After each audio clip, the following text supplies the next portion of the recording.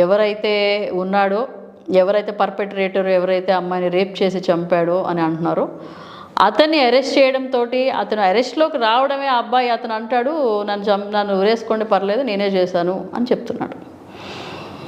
తర్వాత సీసీ కెమెరాల్లో మనకి అవన్నీ కనిపిస్తున్నాయి. అతను వెళ్ళడం అవన్నీ కనిపిస్తున్నాయి. కానీ అతను అంత ఇమీడియట్‌గా దాన్ని ఒప్పేసుకోవడం వెనకాల ఇంకా చాలామంది ఉన్నారేమో, వాళ్ళందరినీ తప్పించడానికి ఇతను రెడీగా ఉన్నాడేమో అన్నది అర్థమవుతుంది. తర్వాత ఇతని హిస్టరీ చూసుకుంటే అతను పోలీస్ ఇన్ఫార్మర్ లాంటి వాడట.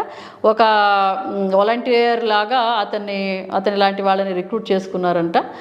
ఇతను పేషెంట్స్కి హెల్పర్గాను లేకపోతే పోలీసులకి హెల్పర్గాను అక్కడ ఉంటాడట. అలా అతనికి 4 పెళ్ళిళ్ళు అయినాయంట.